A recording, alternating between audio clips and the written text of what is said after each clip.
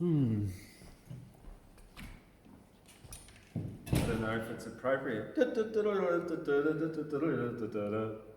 Clown, like circus noise for Valentine's Day. Happy Valentine's Day. Welcome to the Australian Poetry Hall of Fame. I'm Thundercloud, washing away the garbage, leaving rainbows and love hearts after the rains. Let's have some fun and linguistic games on the 14th of February, this Valentine's Day. Valentine's Day. Now, what was Valentine? He was a saint. He was made a saint because he was marrying young men to save them from having to go be conscripted into the war. If they weren't married, then they had to go and fight and be conscripted into the Roman army, I believe. Something along the lines of that. So he would marry them, and I guess so be my Valentines after that means, take me on and save me from certain death in the war. I'm not sure. There's something like that. Anyway, have a rose, have a chocky, and let's begin with something that I wrote today, or the other day actually, 4 days ago, called Eternal Love.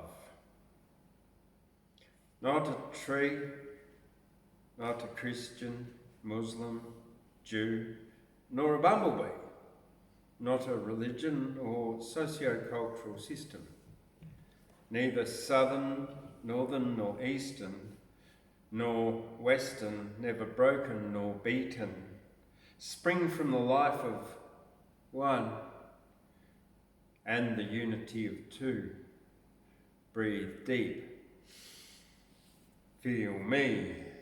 I am the eternal love that flows from inside you. That was, eternal love. All right.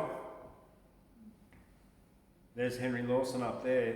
Henry Lawson had a mum. Her name was Louisa Lawson, and I'm going to start with one of hers, A Woman's Love. I cared not what their failings were, their faults I would not see. I only knew I loved thee well and thought thee true to me.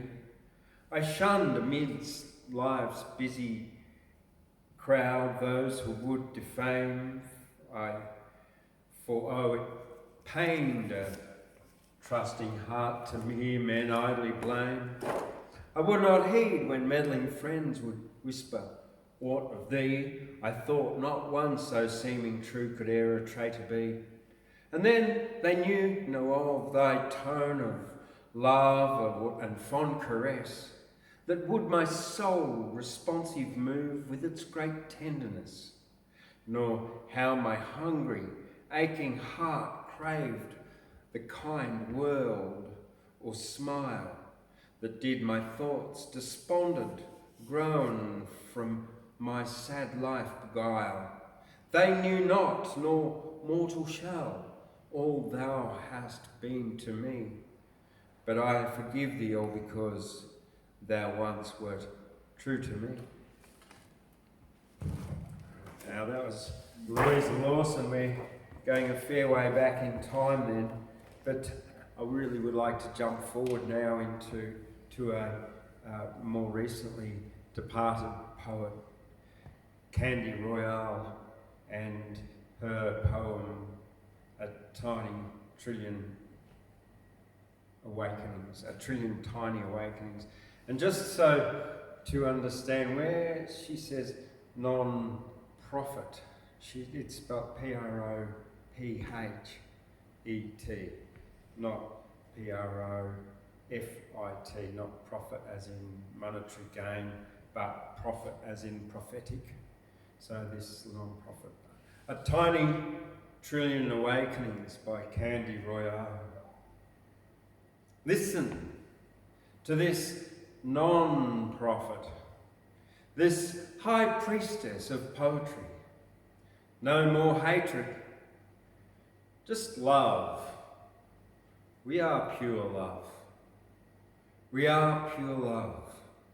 In this gathering, every gathering is sacred. Listen, Candy Royalle, A Tiny Trillion Awakenings. The next one I've got for you is a long one, actually. But before I get on to that, there's a couple of things I would like to mention. First of all, the Australian Poetry Film Contest is now taking submissions on filmfreeway.com under Australian Poetry Contest / for example, and you can get information about that online on our website under the events page. As well as that, I'm raising funds to attract better poets and better filmmakers to the competition so that we can offer big prize money. And I'm running a GoFundMe at the same time, so the link will be all in the description, both for entries to the Australian Poetry Film Contest. And this year there are 3 categories: Best Australian Poetry Film, Best Australian Bush Poetry Film, and Best Student Bush Poetry Film. So it's really exciting.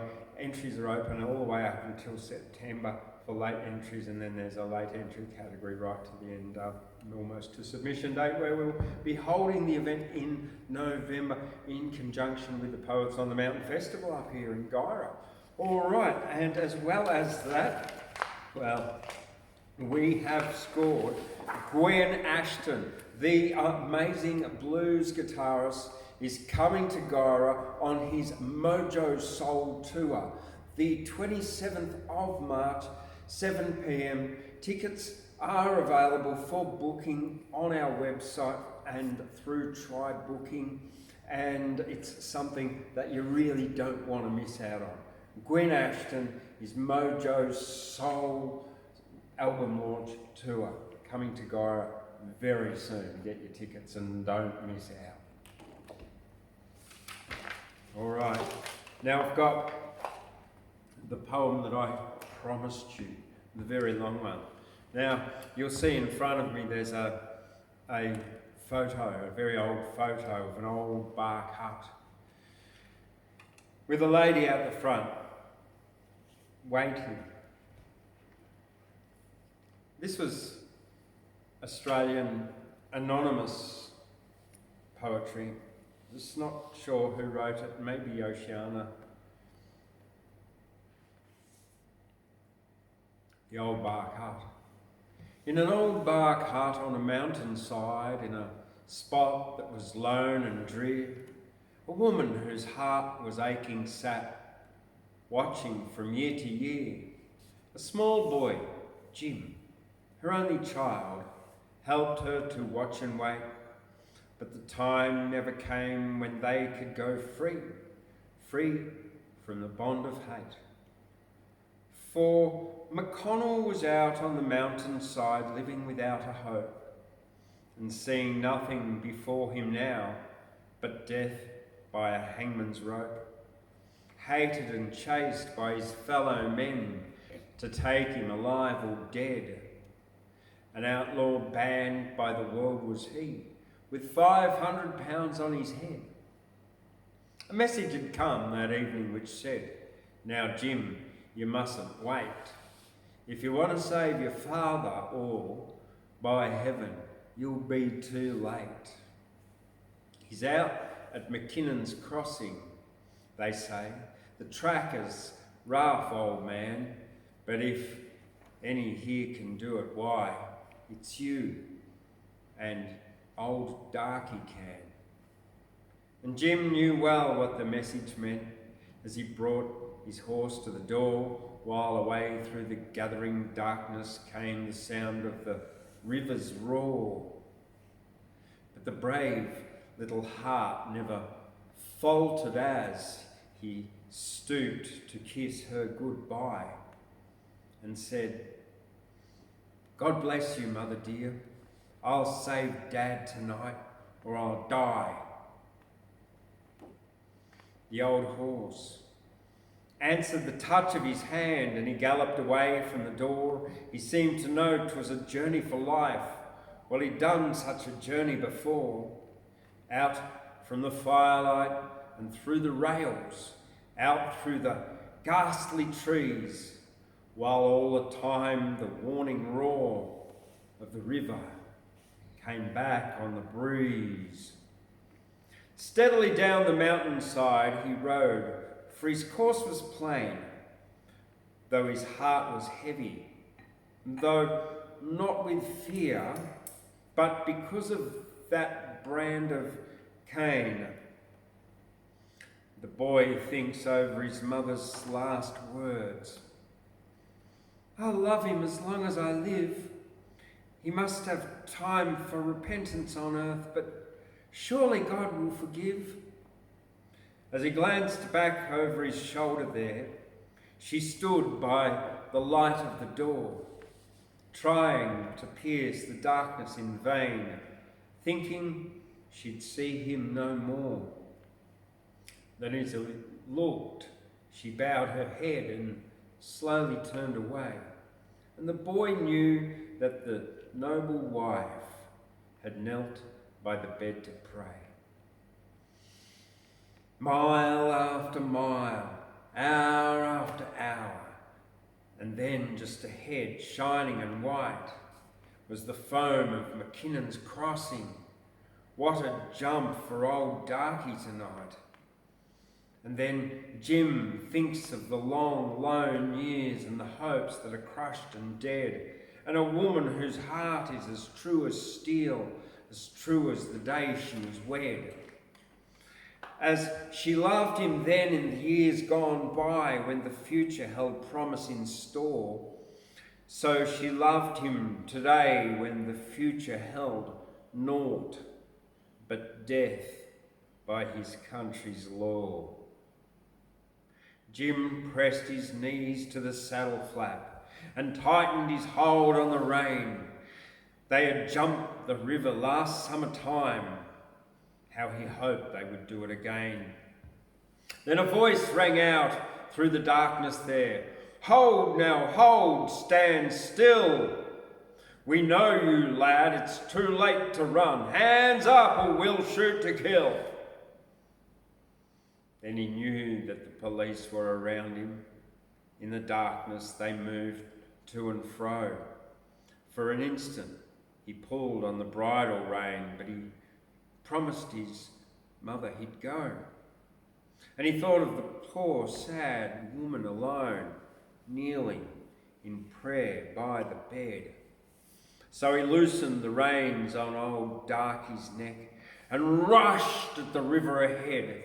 Then a volley rang out through the forest dark, a fall in the roaring flood, and the darkness hid from all human eyes the form that was stained with blood. The horse struggled hard, the waters rushed on, he sank to rise no more. But the boy fought the flood in silence, inch by inch, to the other shore. Slowly and sadly, but bravely on, brushing away the tears, he was leaving behind the river's flood, his friend and companion for years. All the time, the blood trickled down. Oh God, what a hot burning pain.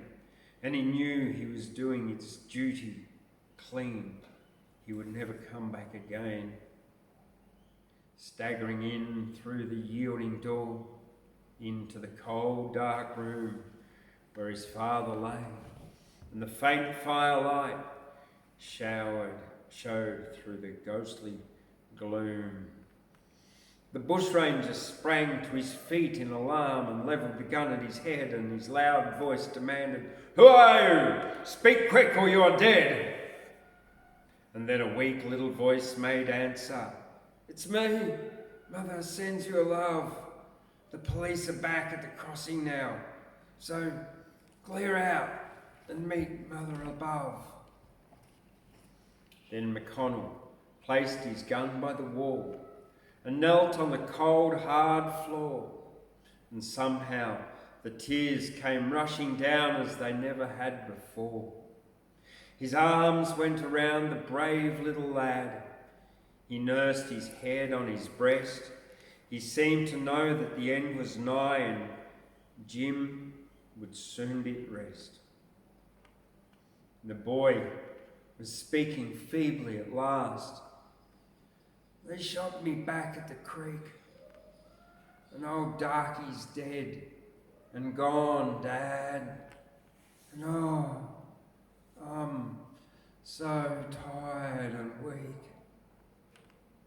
Then his voice fell away in a whisper soft, so faint it could scarce be heard.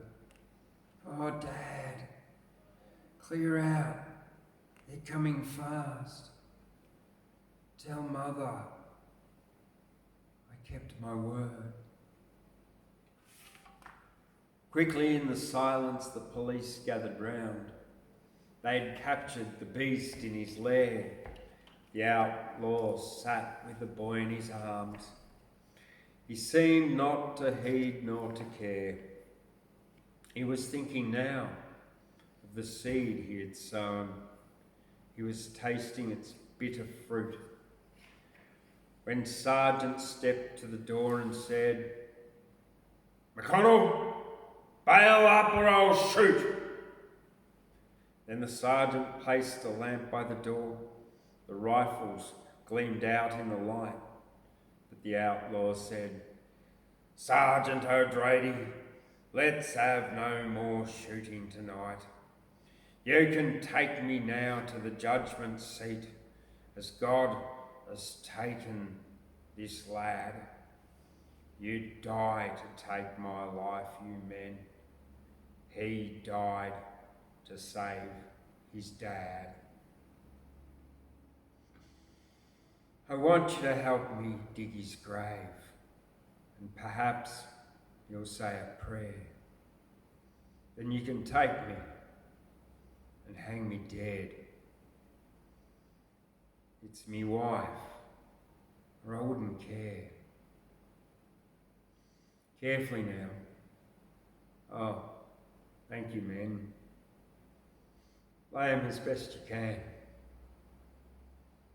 The policeman is shown by his coat, of course, but the tears, well, they show the man. Then the party went back to the old bark hut as the sun was mounting the hill. No smoke arose from the chimney cold. All was silent and still. The sergeant opened the creaky door and he lifted his cap with a start. McConnell had broken his country laws and broken a woman's heart. Big one, that one. Powerful. The love of a son. Oh. Bring a tear to my eye too. Yeah. All right, I got one I wrote last week, a Gyra love poem. Oh, Gyra's the place where mountains hold sway. Nature's beauty unfolds each and every day. Rolling hills whisper secrets untold. Waterbirds sing stories as wings unfold. A community warm with a welcoming hand. Friendships embrace like the golden wattle's hand. History whispers of bushrangers bold. Art's vibrant hues, tales silently unfold. Fresh from the fields, flavours burst on the tongue. Potatoes and tomatoes and poetry sung. Festivals abound, laughter floats on the breeze, blue sky and fresh air, hearts at perfect ease. So come, wander free, let your spirit unwind. In Gyra's embrace, peace and solace you'll find. From sun-kissed dawn to starlit night's gleam, this highland town, a soul's perfect dream. Well, Skye, are you ready to come on up? Yeah. Okay, so we got Skye Campen coming up. Now, I can drop this if you need.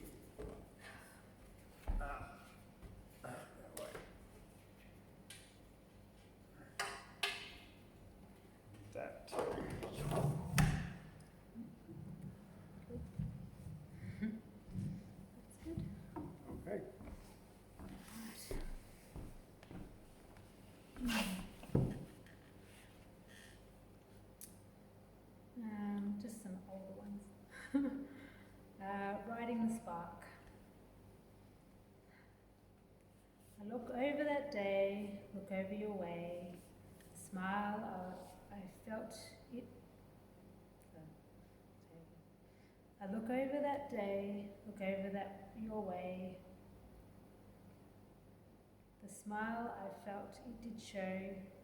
It passed through the air, electrons everywhere, hit me with a feeling of glow. Your energy field, feeling the yield, and the slip of the hand it did go, holding me tight, kissing me right, electricity feeling below, orgasmic array, feeling this way, going down deep and down low, absorbed in your face, feeling embraced, to see that you already know.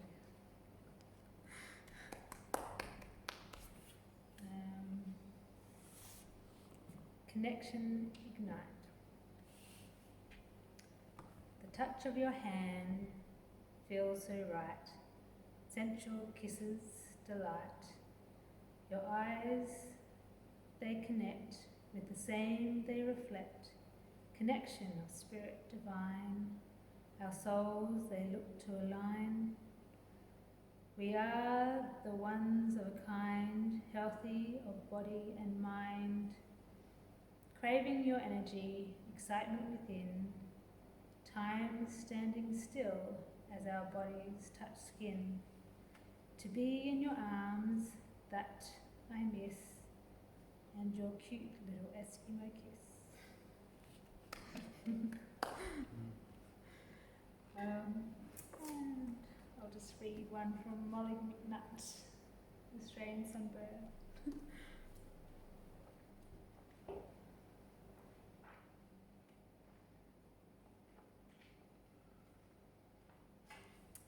Colour rhymes. Red. Red apples up. Red. Red apples up the orchard. Red berries down the lane. Red roses tapping gently upon my window pane. Red poppies in the cornfield.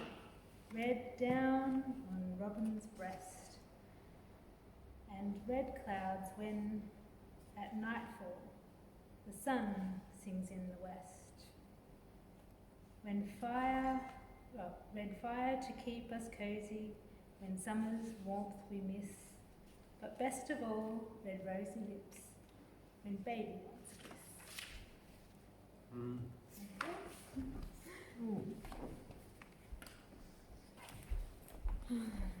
Thank you, Skye. Quick adjustments.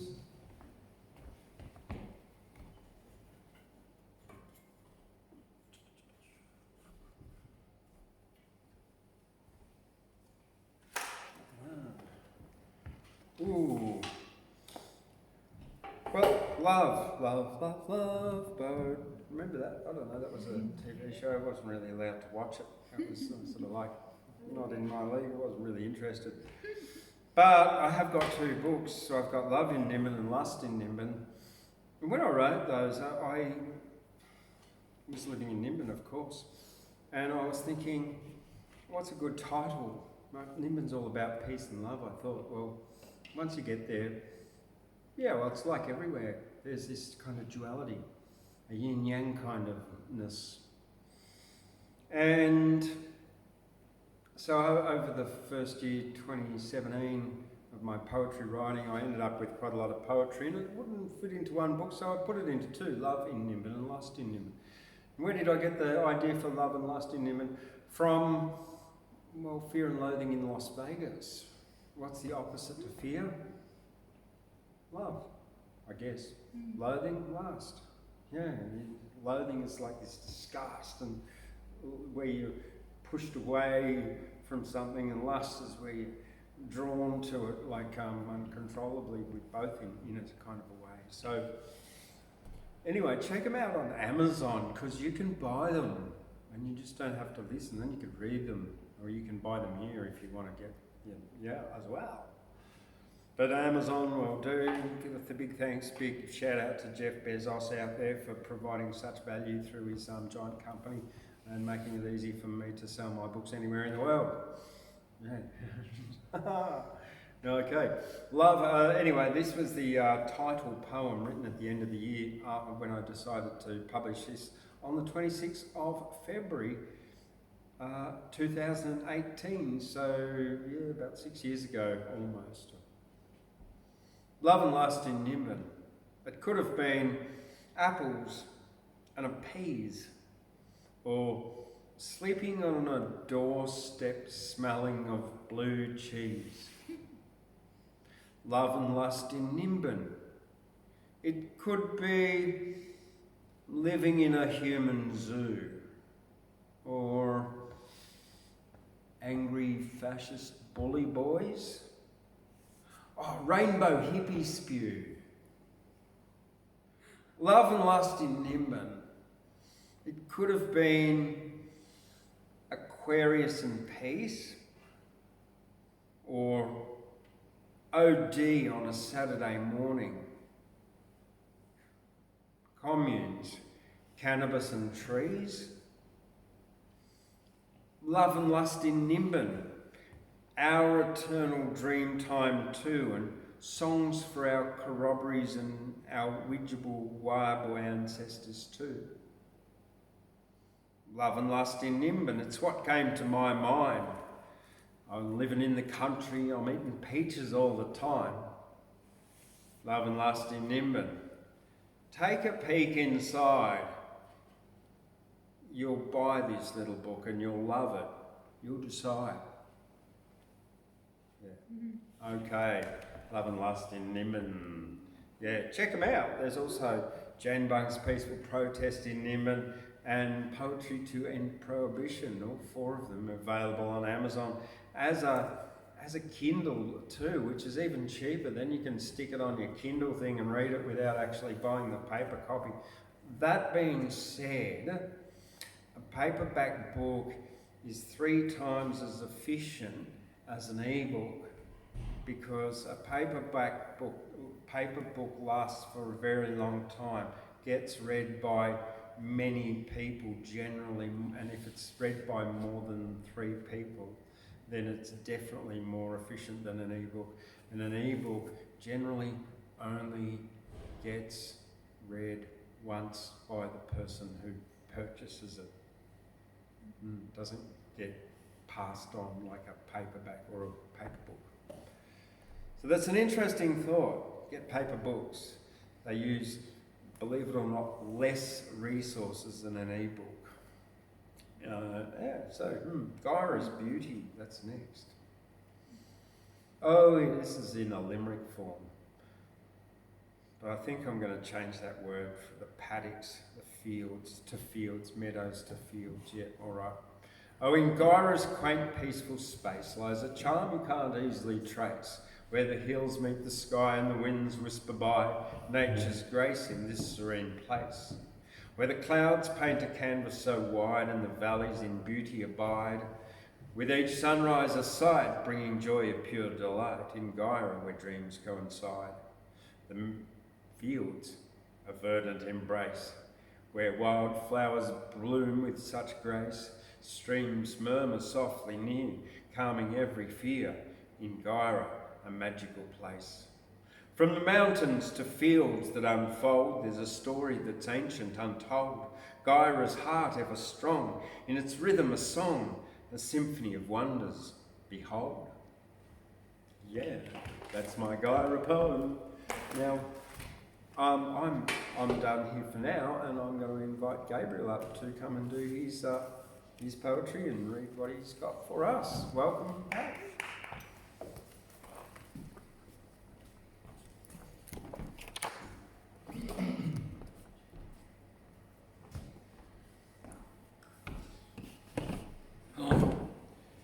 Valentine's Day today, so we've got some poems about different kinds of love. Cool. And when I hear Valentine, I don't think about Valentine cards and Valentine presents, I think of 1955 and a British singer called Dickie Valentine, like when my consciousness was forming, and his big hit in 1955 was called Finger of Suspicion. Someone broke into my heart and stole it right away. The finger of suspicion points at you. And so it's always been linked for me. And he was a good singer. He did some nice stuff.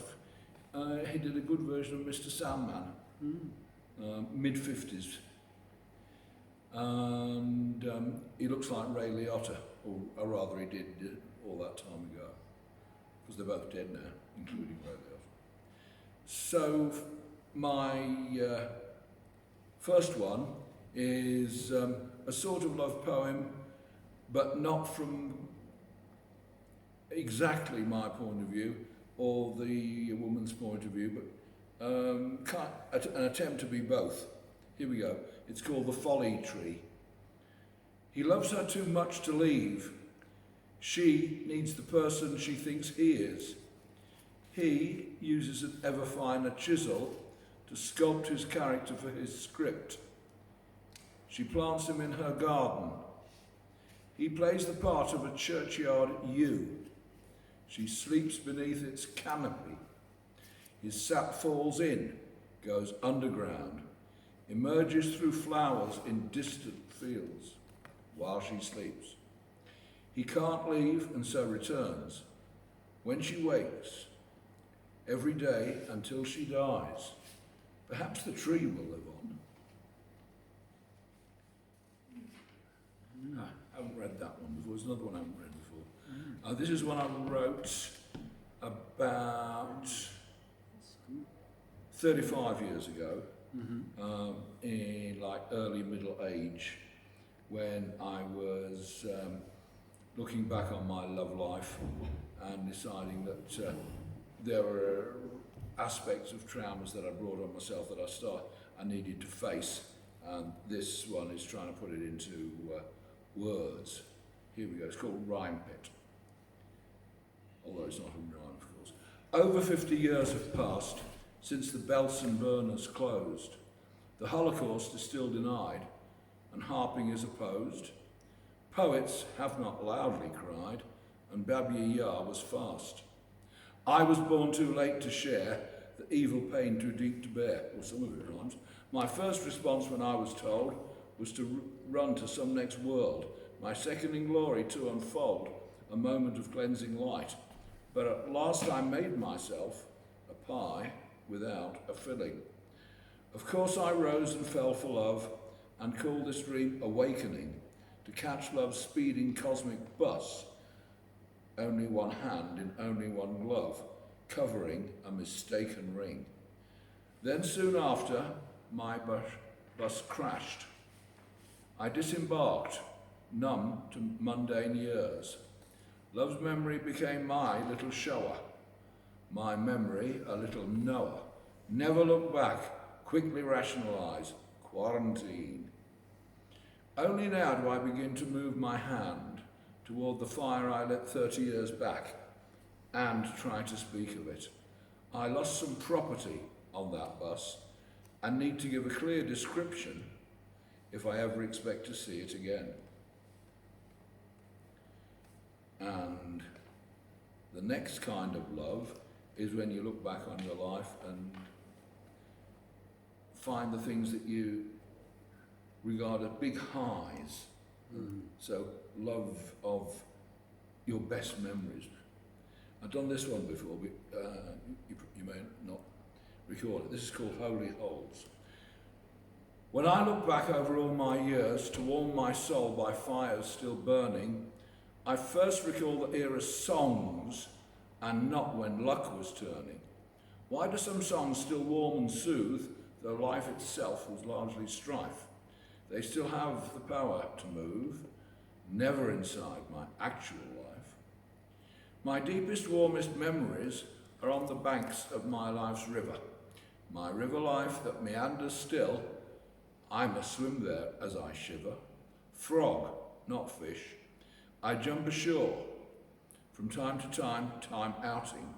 The banks are holidays from life, a better world with no accounting. On the banks my very best, moments here below confessed. My mates all coming in the OTC on our first firing of charge 3.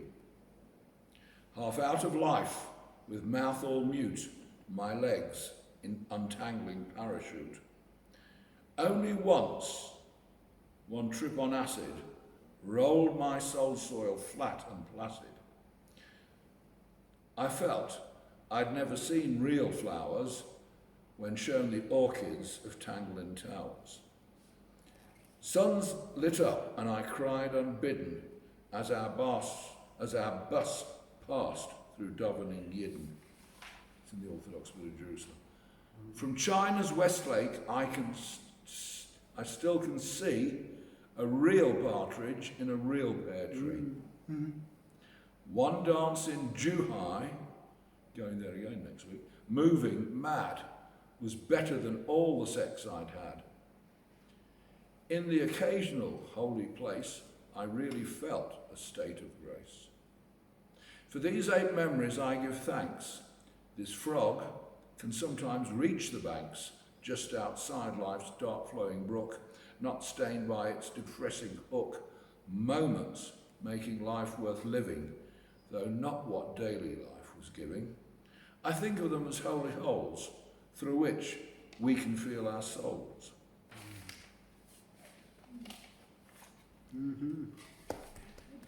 And my love of poetry, my favourite poet, as I've mentioned recently, is Pope. And like everybody who got published back in those days being around 1711, he was somebody who believed in God and was God-fearing. But he was also a satirist. And so he had a deep sense of justice and a deep moral compass. And it wasn't that long after Newton and the beginnings of the scientific revolution and enlightenment. And he was one of the earliest to put very eloquently, although at length, the conflict between these two. And unknown to me until I started gathering stuff for today, he actually came to a conclusion about this, and I shall read out how he got there. Go wiser thou, and in thy scale of sense, weigh thy opinion against providence. Call imperfection what thou fanciest such.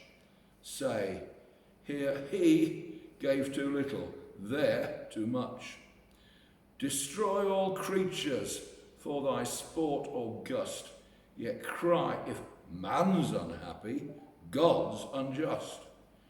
If man alone engross not heaven's high care, alone made perfect here, immortal there, snatch from his hand the balance and the rod, rejudge his justice, be the hand of God.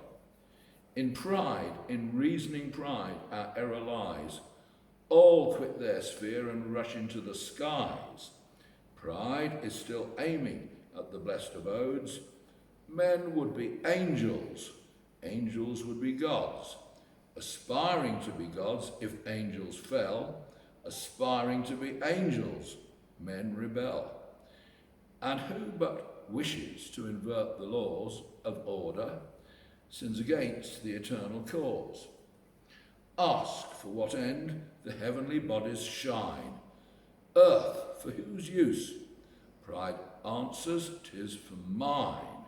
For me, kind nature wakes her genial power, suckles each herb and spreads out every flower.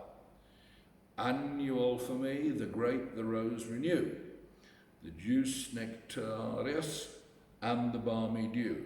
For me, the mine 1,000 treasures brings. For me, health gushes from 1,000 springs. Seas roll to waft me, suns to light me rise, my footstool earth, my canopy the skies.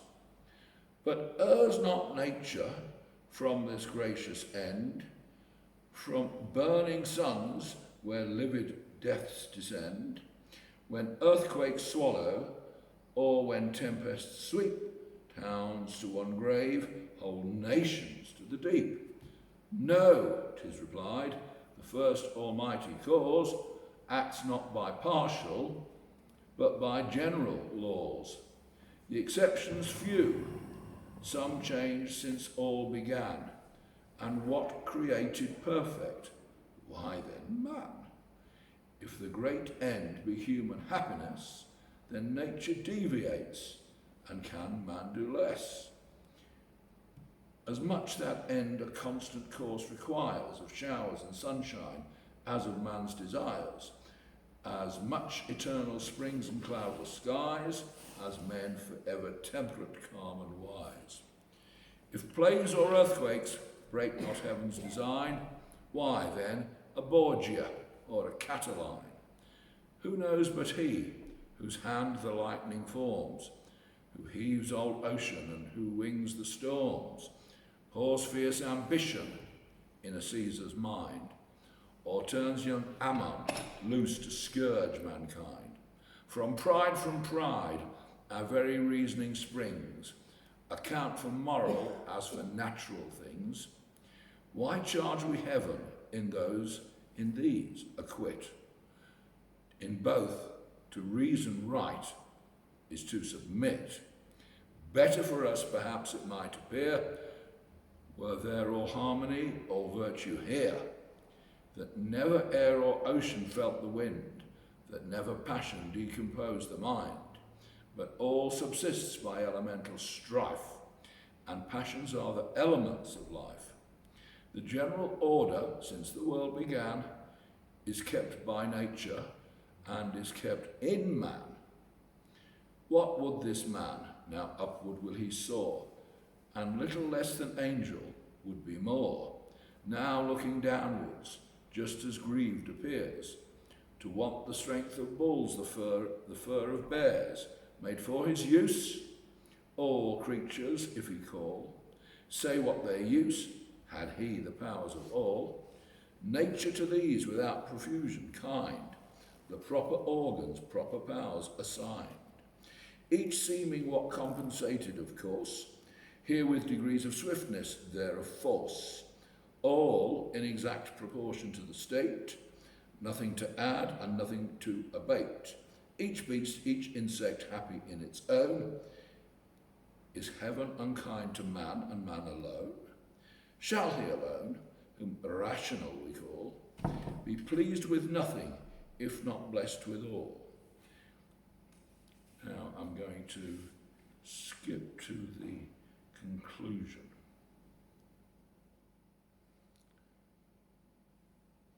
Cease then, nor order imperfection name. Our proper bliss depends on what we blame. Know thy own point, this kind, this due degree of blindness, weakness, heaven bestows on thee. Submit in this or any other sphere, secure to be as blessed as thou canst bear. Safe in the hand of one disposing power, or in the natal or the mortal hour. All nature is but art, unknown to thee, all chance, direction, which thou canst not see, all discord, harmony not understood, all partial evil, universal good, and spite of pride, in erring reason's spite, now the big punchline, one truth is clear, whatever is right. Didn't expect that, did you? Yeah. Yeah. And lastly, looking at these metaphysical things, part way through writing on that theme, and the idea of is reincarnation plausible, or is it just another fantasy like starseeds that very nice to think about, because it would be very nice if we were all that great, but any reason to believe it. So this is a work in progress, and I'll just read out how far I've got in the hopes that the supreme powers will flash like lightning as I speak to put me on the right road. Okay. Let's just suppose that it is true. This life is but an episode, and every time we're born anew, we come with clues to break the code, to piece together the whole script. Ourselves do write, and then they do encrypt. We blind actors, sleeping, shipped. Yet gurus claim the scripts are ours. We write them before birth. All of us should have such powers. On life's scripted waves to surf. Total crap, I want to say. I'd know if I were in a play. It would be like Groundhog Day.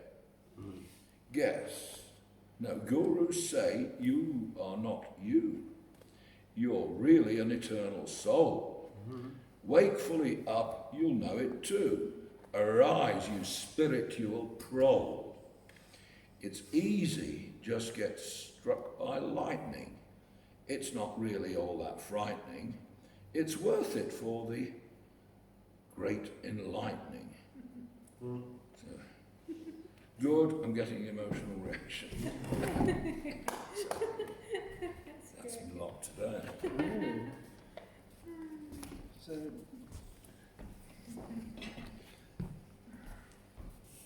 well, today we had a poet drop in, didn't we, Skye? Yeah.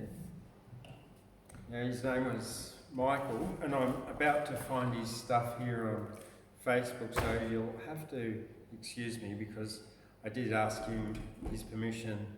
I said, could I read out some of your poetry tonight at our open mic online? So just pulling him up here, it should be still in the search, so it won't be too difficult to find, I hope. Yeah, he was, what was his name? Michael the... Crazy Aussie. That's right. Yeah.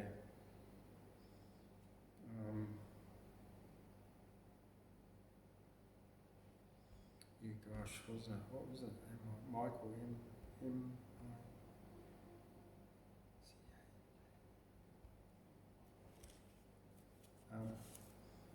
Man? Oh, Crazy Man. Oh, I can't remember, hey. Oh, well. Oh, look, I did write it down over there, but... You saw him yesterday? No, he came in today.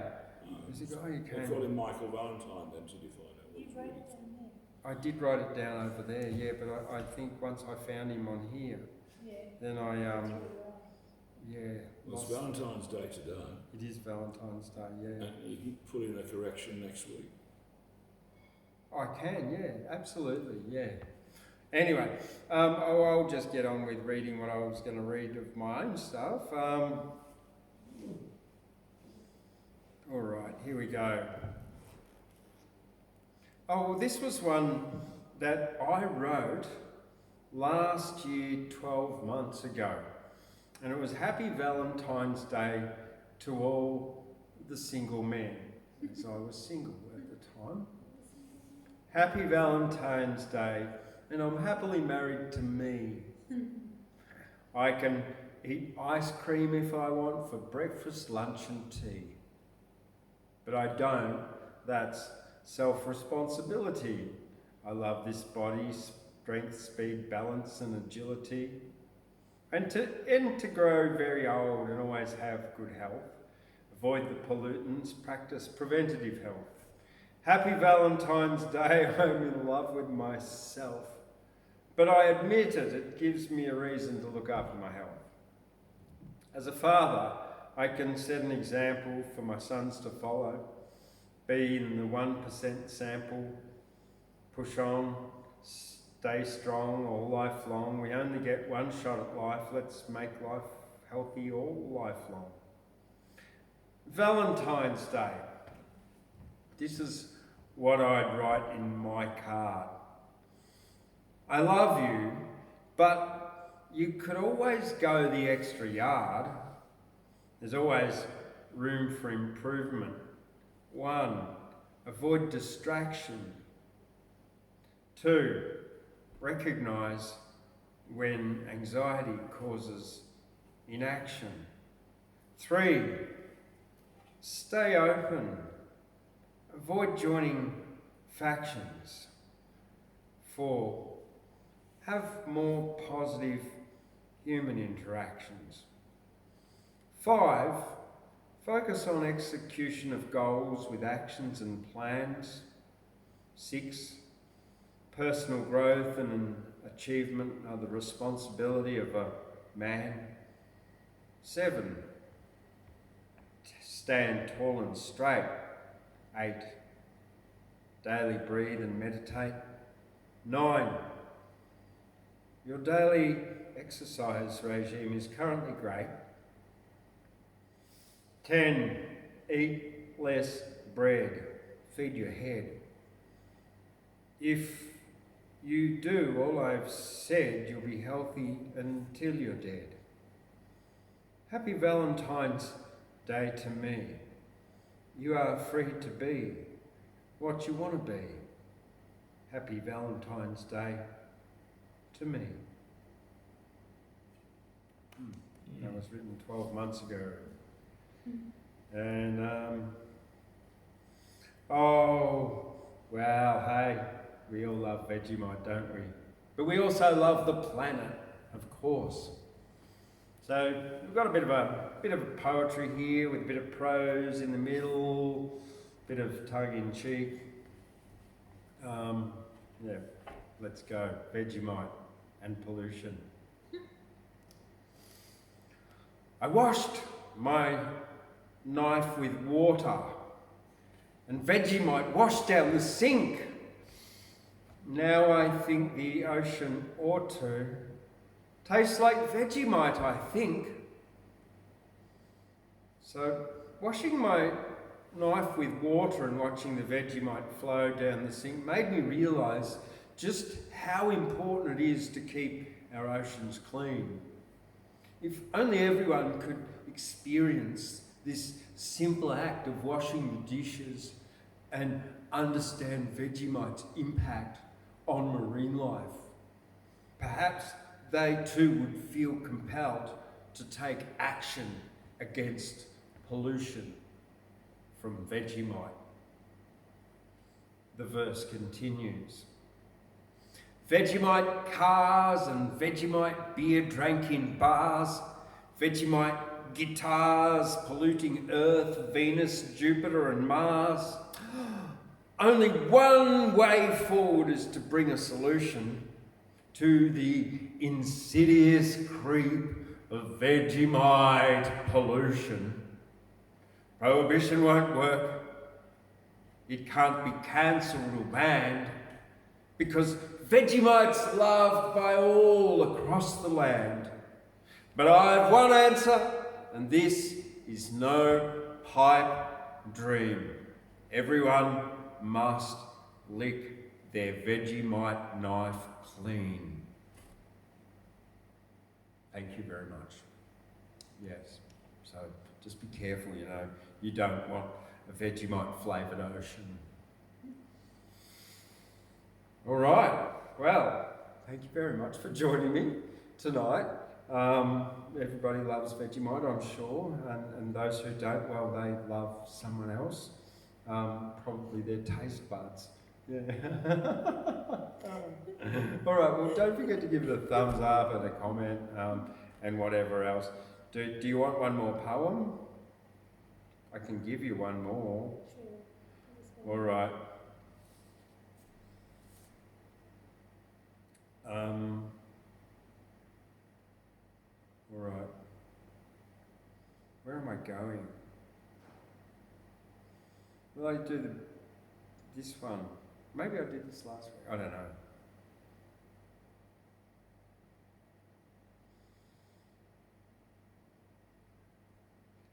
Right. Yeah. Okay. Here we go. The special place. So this was inspired by, imagine going for a walk in a special place. Where are you? What can you see? What makes it so special? When were you last there? When will you go again? I went for a walk in a special place, a place that you don't know. And what I saw was amazing. I'm not telling you though. The reason it is special, I'm not going to tell you.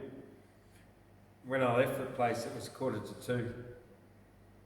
I will go there again, but I won't tell you though.